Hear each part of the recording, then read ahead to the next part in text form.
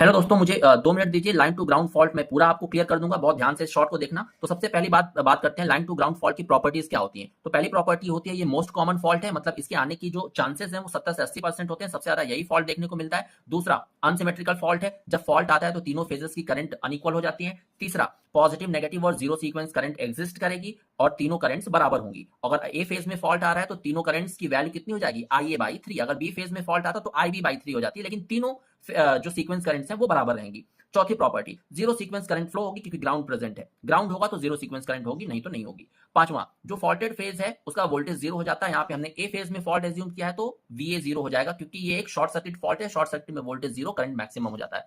आगे देखो, जब फॉल्ट हो रहा है तो IA की value not equal to zero है, क्योंकि IA से ही फॉल्ट करंट फ्लो हो रही है। लेकिन IB और IC जीरो हो जाता है, क्योंकि हम फॉल्ट आने से पहले नो लोड की कंडीशन एज्यूम करते हैं, या फॉल्टी कंडीशन को हम एज्यूम करते हैं ड्यूरिंग नो लोड। ये मैंने एजम्पशन में पढ़ाया था। तो तीनों फेजेस की करंट अनइक्वल हो गई, मतलब सिस्टम अनबैलेंस हो गया, इसीलिए ये अनसिमेट्रिकल फॉल्ट की कैटेगरी कहलाती है। अब देखो, जो ए फेज का लाइन है वो टूट के जमीन पे गिर गया है, लेकिन ZF मैंने शो किया है, डायरेक्टली ग्राउंड से टच नहीं कराया है, ZF के थ्रू टच कराया है। ZF क्या है, हो सकता है जो लाइन है वो किसी ऑब्जेक्ट के थ्रू ग्राउंड से टच हुई हो। फॉर एग्जांपल, किसी पेड़ पे गिर गई ट्रांसमिशन लाइन, तो उस पेड़ का जो इंपीडेंस है वो ZF है। किसी ऑब्जेक्ट के थ्रू अगर फॉल्ट करंट ग्राउंड में जा रही है तो उस ऑब्जेक्ट का इंपीडेंस ZF कहलाएगा। तो यहां से मैंने प्रूव कर दिया तीनों सीक्वेंस करंट बराबर है। IA0 is equal to IA1 is equal to IA2 is equal to IA/3।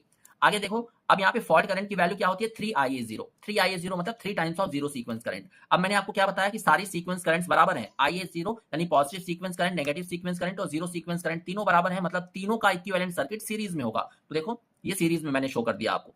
अब यहीं से हम IA0 की वैल्यू निकाल सकते हैं। IA0 की वैल्यू हमने निकाल लिया। हम जानते हैं फॉल्ट करंट होता है 3 टाइम्स ऑफ IA0। IA0 की वैल्यू रखो, ये फॉल्ट करंट का फॉर्मूला आ गया। तो ये पूरा का पूरा मैंने आपको रिवाइज करवा दिया लाइन टू ग्राउंड फॉल्ट। अगर क्वेश्चन में इंड्यूस्ड ईएमएफ नहीं दिया गया है तो उसको 1 पर यूनिट ले लो। 1 पर यूनिट कहलाता है रेटेड वैल्यू।